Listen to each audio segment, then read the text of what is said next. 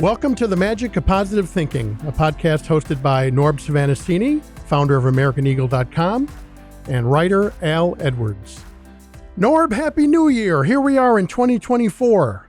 Wow, it's hard to believe it is 2024. A leap year, by the way. That's right. I just heard about that the other day, as a matter of fact. So if you want to take a leap, this is the year to do it. This is the year to do it. Right? Exactly. Yeah. Usually people tell me to take a long leap off a short pier. I don't know what that means. But. Right. Yeah. No. It's really interesting. It's almost a month gone in January, and this has been a pretty cold January, especially the last 2 weeks. Yeah. But thank God every day for this gift He gives us, this present, and just keep going because it's a lot of good stuff. And this should be an interesting show because Al and I have two totally different subjects we want to talk about, and hopefully we can just interject some stuff. So Al is the first one to start. All right. Well, actually, that happens every show, friends. So you may have recognized that already, but we do try and weave it together somehow. But it's all basically the same thing about positive optimism as a way of life. And feeling good about yourselves and helping others and all that kind of stuff. So it's really all the same theme, right, Norb? Wouldn't you say? That's for sure. Absolutely. Yeah. We everything we talk about, hopefully, is that even, when we talk about, hardships and all that, look at it as a positive thing. And that's something that, I'd like to just touch on today. Absolutely. Well, let's get started. We got a fun show. As Norb said, we've got a number of things we want to cover today. But, one of the things that Norb and I were talking about recently is that for some reason, Americans do not appreciate or honor our past. And I've often said, maybe it's because we've only been around for less than 250 years. When you look at Japan and China and Europe, who have been around for thousands of years. There are people in England who live in homes that are literally 900 years old. My house in Sandwich, Illinois, the little town I live in, is 150 years old, and I think that's absolutely ancient, but it could be that's why we don't really appreciate the past too much. So we thought we'd have some fun by talking about some every common day things that we all use every day and appreciate and honor where they came from. Because guess what? Air conditioning didn't always exist, did it, Norb?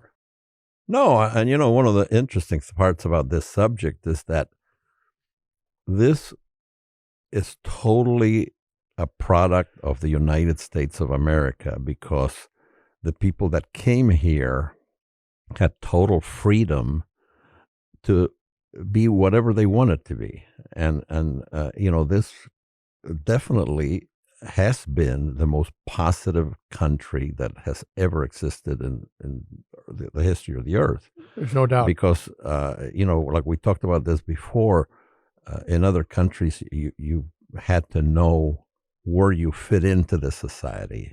In America, you could be upward or downward mobile. Right. Yeah. Right. You weren't limited to a certain class or right. a place of your birth.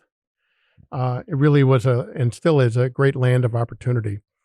Well, let's jump in about this because I picked some fun devices or inventions that we all use pretty much every day, and we want to talk about where they came from. We're first going to talk about air conditioning.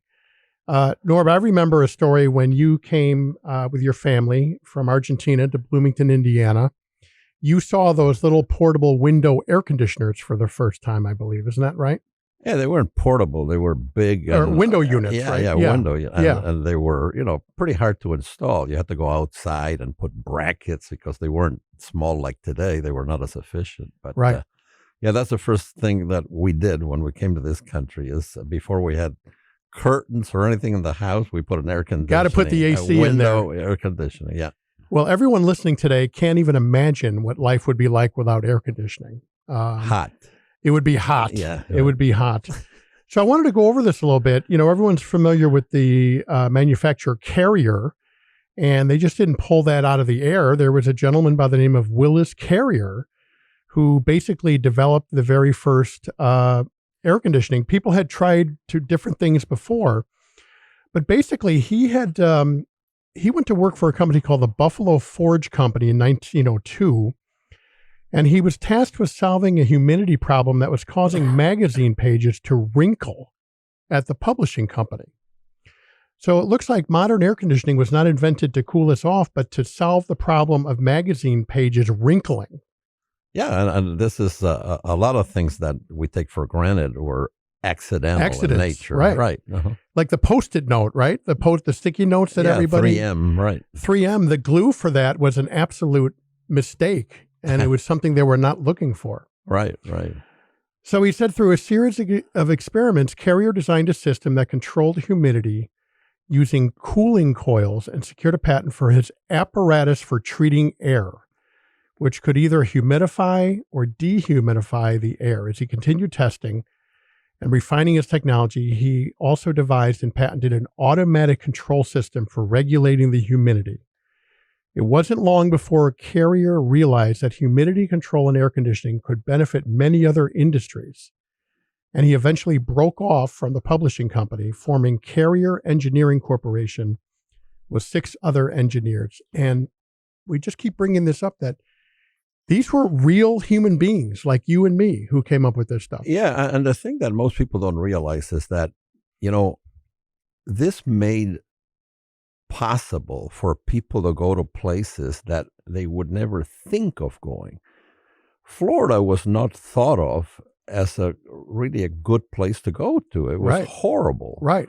And, the heat, the humidity, and before air conditioning, Florida was barren. Las Vegas, forget about Las Vegas. I mean, it was unsupportable. You couldn't support it. So these are inventions that today we take for granted, but they revolutionized. I fortunate enough, I got to travel, and I've been in the Middle East and Dubai, and you really don't know what heat is until you go there. Right. It's right next to the water, and it's also very humid, and you walk out of the whatever you're at, the hotel, and your glasses just fog immediately. Yeah, they fog up. Yeah. So we just don't realize what that invention has enabled humans to do. Right. In places that were totally uninhabitable, now you can go there and you enjoy it and be comfortable. Yeah. And this is something that, again, and I'm glad you brought that up. And we've mentioned air conditioning before, but it's nice to realize how some guy, just like you or I, had the ability to create something that revolutionized the world. I mean, the world today would not be anything like it is without air conditioning. Right. And I think that's one of the main messages of our show is that these people who changed the world were no different than anyone listening or you or I. These were people that sat down and thought about something and had the positive mental attitude to think differently than other people. And they were no different than anybody else. So everyone listening can accomplish whatever they want to accomplish too. They're no different. Yeah. Well, it goes back to we have a few favorite people we talk about all the time, but, Henry Ford saying people never fail. They just quit trying. Right. And these people just didn't stop. They just kept trying until they got it. And obviously, Edison is the prime example. He failed 3,000 times. And, failure, and this is something I wanted to talk about today, and we'll get back to other inventions. But a couple of days ago, I met for breakfast with a really, really successful guy. And he's foreign born, came to this country with absolutely nothing. And he came from a country where there was a lot of persecution, and he came with nothing. I think he was like 16, 17 years old. Mm-hmm. And the guy just had a dream that, he just saw America as this incredible place where anybody could do anything he wanted. And we sat for about 2 hours, and all we talked about and laughed, and I mean, we were laughing like crazy about the failures that we encountered before we became relatively successful. Now, this guy is very, very successful, and amazingly enough, all we talked about and laughed about was how we messed up things at the beginning and how we learned from those things. He started, selling out of a van, and he didn't have much money, so he bought this old beat-up van that was so badly rusted that it had a huge hole on the floor of the Right. van, and that's how he started, and he started just selling to small stores all over the city of Chicago, and now he's nationwide. By the way, he's got warehouses across the nation, and one of the funniest things is that one time he took the van to an area of Chicago that's very, very heavily industrial and a relatively safe area, even today. And he says that, he entered the store where he was trying to sell the merchandise. He had the van full of merchandise. And he says, Norb, within 5 seconds, everything was gone out of that van. Wow. Some guys came in and they stole everything out of that van. So we were talking about, today we're very education conscious, and we talk about, MBAs and PhDs. So every time we talked about, some of the things that happened to us, we kept telling each other, well, that's where you learn your MBA Right. or a PhD in business, because these are things that they don't teach in school, and Al and I reminded me of something today that was an unbelievable catastrophe in my life. Not a catastrophe that endangered my life or anything, but it was a business thing.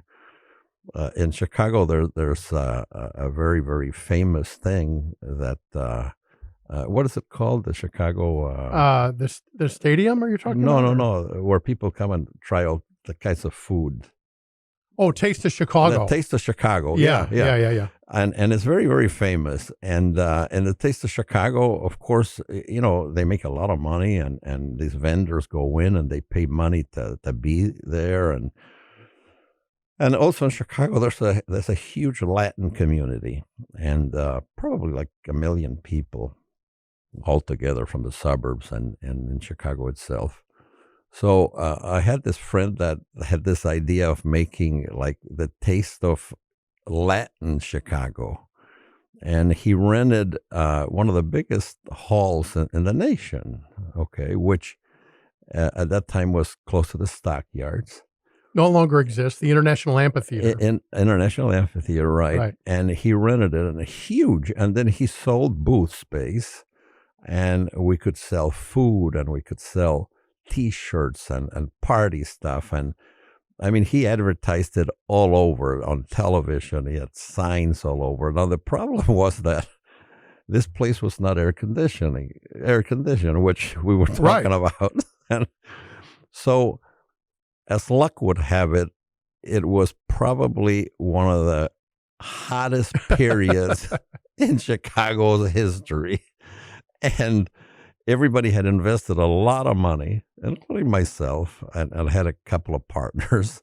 And, we had T-shirts made about this. It was called Carnival International, which, by the way, my kids wore for like 10 years afterwards because I had so much of this stuff. And it was just incredible because nobody went to this place. And they hired famous bands, Latin bands and everything. And these guys wanted to get paid in advance. And there was no income coming in from the ticket sales. And the people that were selling food, all the food was, getting spoiled. So they were giving away the food for free to the other vendors. And, well, to make the story short, my partners and I, after we had all this stock left, and the thing was a total fiasco. I mean, nobody went to this place, and complete failure. Just a complete failure. We started going to these local, carnivals around the neighborhoods to sell these T-shirts, and it was just funny because I remember that with much happiness, and it was a total failure. But I learned from that if you're going to have something like this, you better have an air-conditioned Right, place. facility. So, right, so exactly. people would go to enjoy the coolness from the heat because that place was hot, especially with all the food being prepared and everything. So it's and this guy was laughing about the hole in the van that he had, and and also how everything was stolen. So if we can get anything out of this show about being positive, is don't think that just being positive is the key. Just be happy that you have these hardships and learn from them. Because, you can take my word for this. As you get older, these are the things you really enjoy because you're learning. Sure. And then and sometimes I feel bad for people that never have struggled, that never have had any challenges. So, please, if you have a dream, keep going. Keep going. And especially in this year, take a leap to what you want. This is leap year. Perfect year to fellas. take a leap, yeah. right? Right. Okay, go ahead. No, I think that's fantastic, and it reminds me of we talk about Zig Ziglar a lot, and we really recommend you check out Zig. He's passed away now, but there's loads of Audible books and on YouTube and all this kind of stuff. And he said something that failure is not a person; it's an event.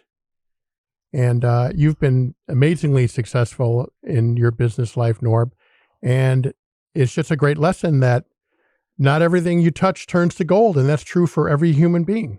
And the funniest thing about it is that, both this guy and I really enjoyed talking about that stuff. Right. And they were all failures.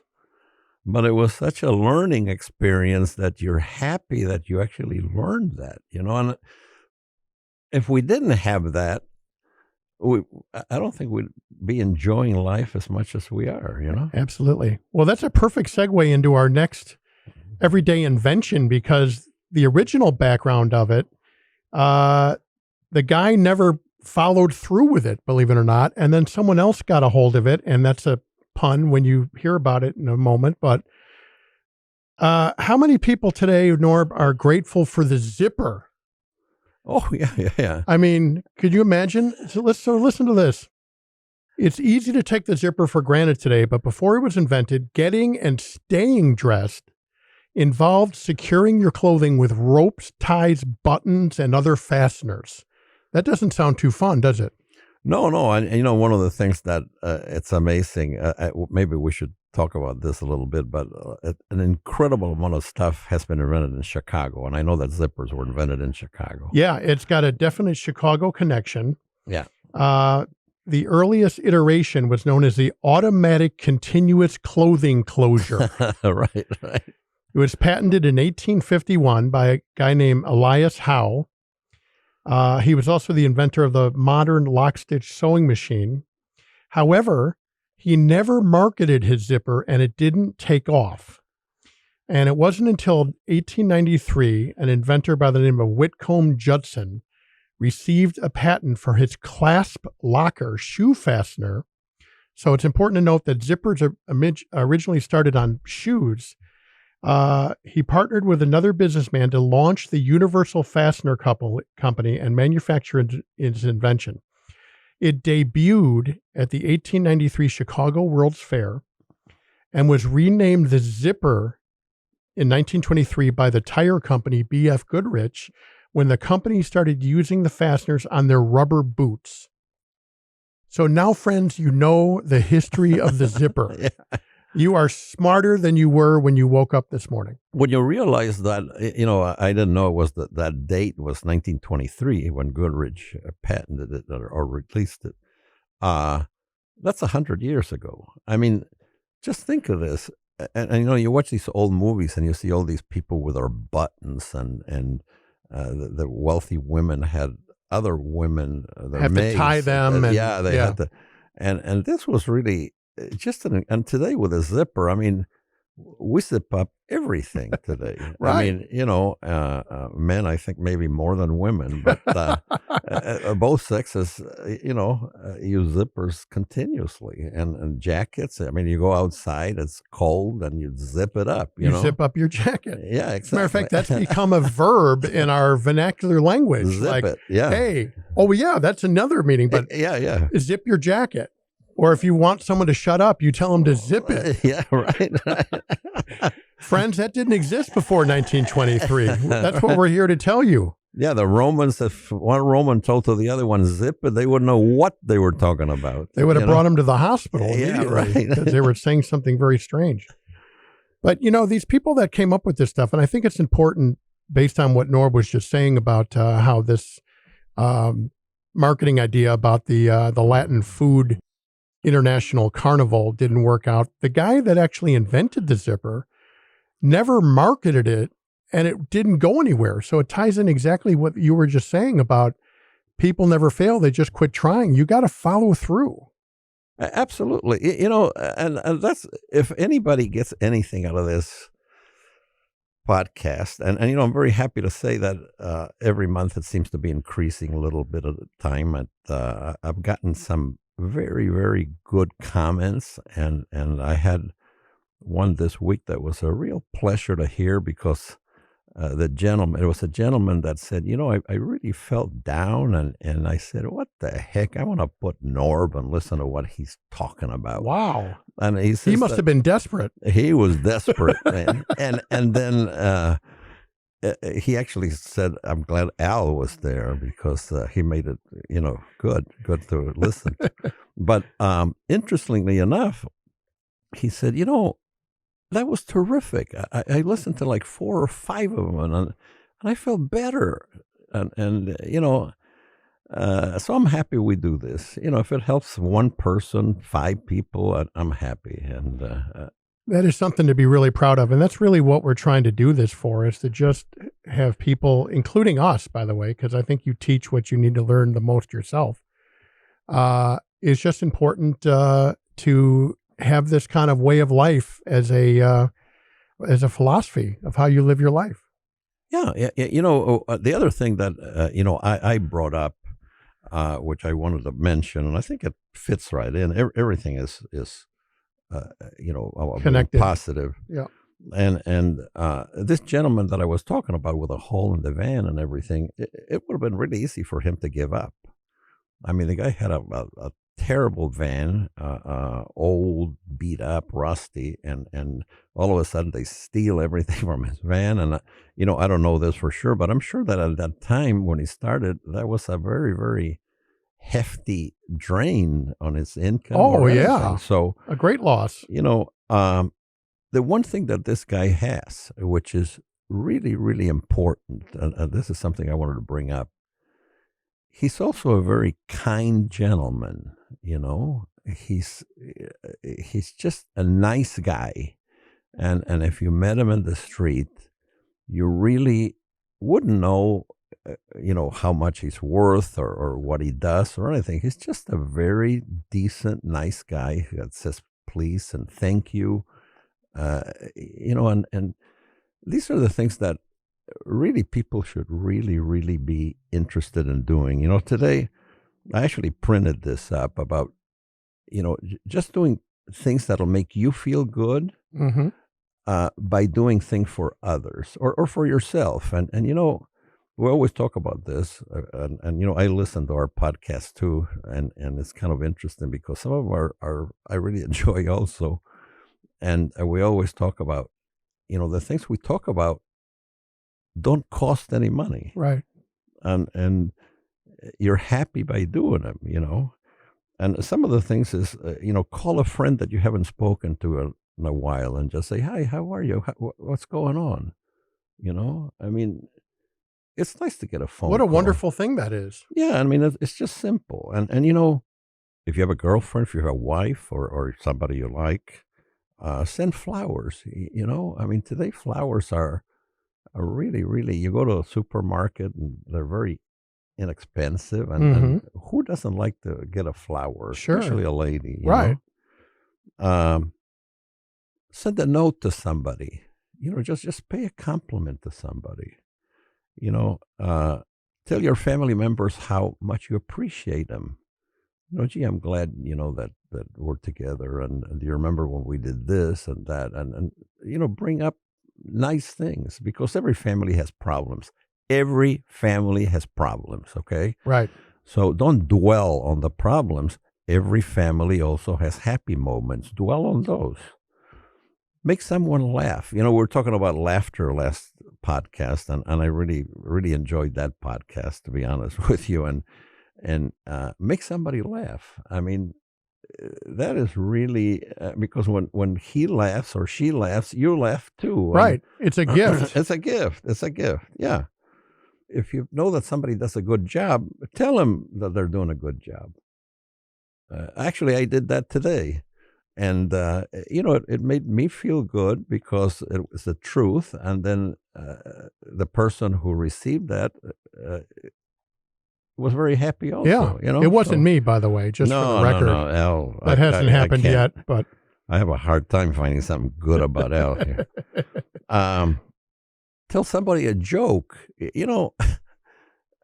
Both Al and I love jokes, and we actually told a couple before we started this show, and we were both laughing like crazy. And it's really kind of an interesting, easy thing to do.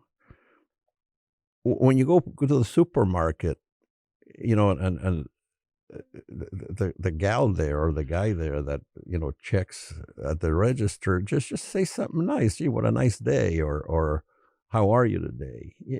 Just be nice. I have found people are shocked when you take the time to ask them how they are. Yeah. It's so easy to touch someone today, in a nice way, to impact them just by saying hi to them. Yeah, the other thing is that sometimes you're down at home, you don't know what to do, and we all live in this incredible country where we have so much junk in our homes that it's just unbelievable. Grab some of it and take it to Goodwill or the Salvation Army. Someone else can use drop it. Somebody else can use it. Donate it, and it'll make you feel good. Actually, I've actually done it, and I every time I've done it, it actually feels good. And the only problem with that is that I usually go in the store and I buy some other junk. You buy someone else's junk to bring home. No, but I mean, really, it makes you feel good. The other thing, I read something very interesting one day, and I don't know if we talked about this or not, because we've done now, this is the 25th show. Mm-hmm.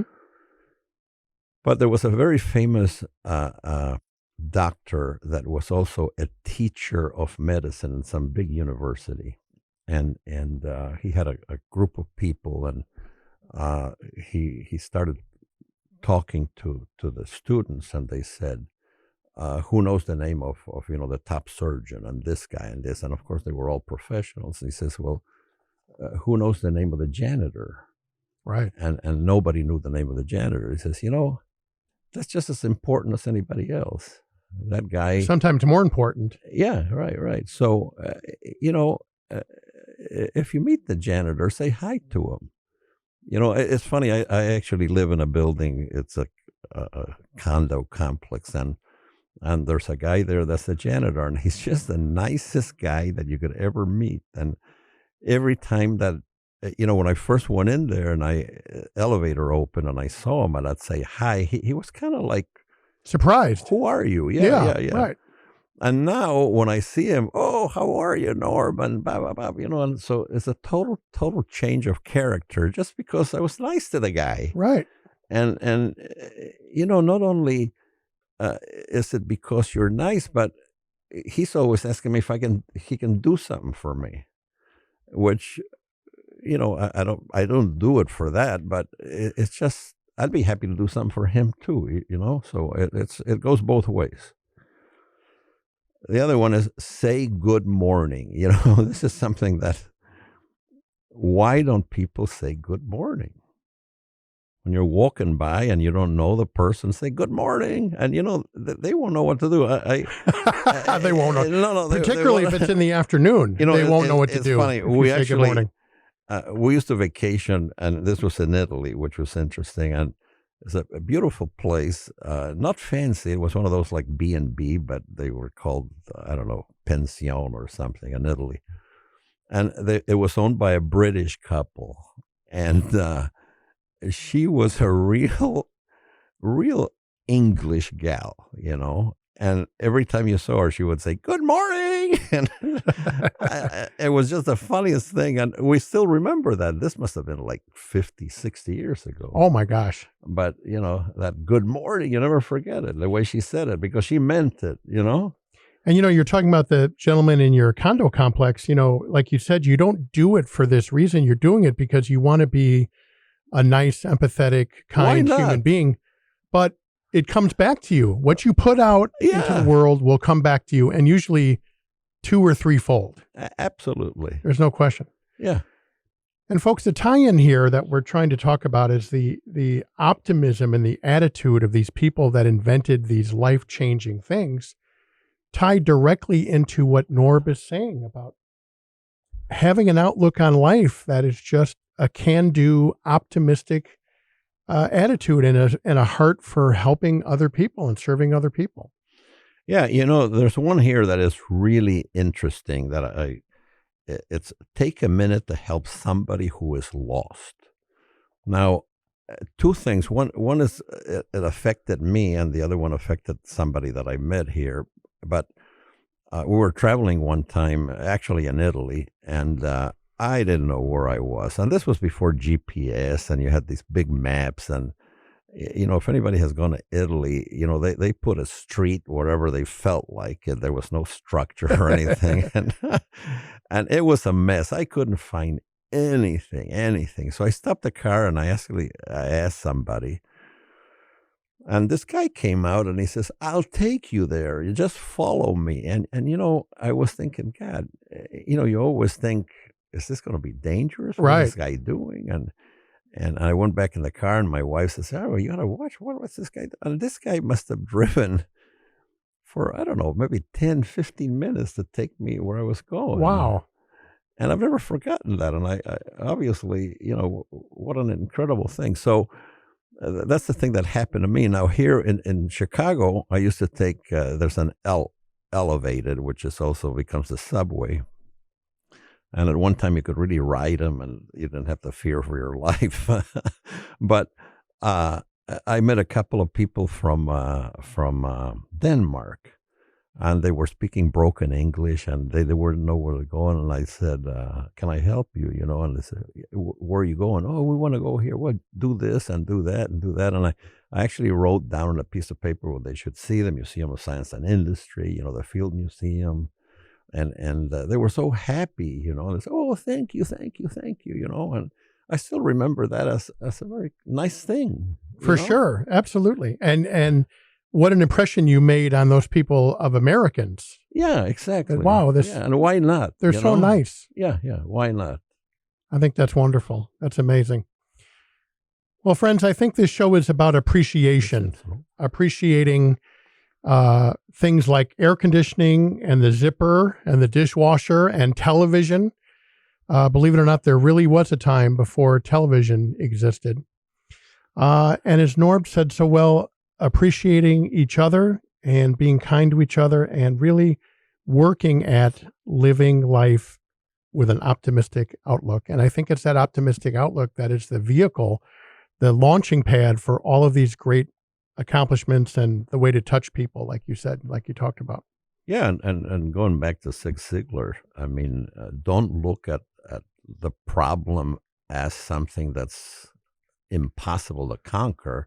Look at it as a positive sign. Well, I won't do that again. Right. If you do it again, then you got problems, okay? But if you don't do it again, then you're going to progress. Yeah. When people make mistakes, I would say, well, the good news is you'll never do that again. Exactly. So, well, Norb, thank you for another wonderful show. Thank you. We hope everyone enjoyed it, and want to wish everyone a wonderful year. We'll be with you along the year every month with our podcast. So we will see you next time. For Norb Svanascini, this is Al Edwards, and we will see you on the next podcast. Thank you. Thank you. God bless. Bye-bye.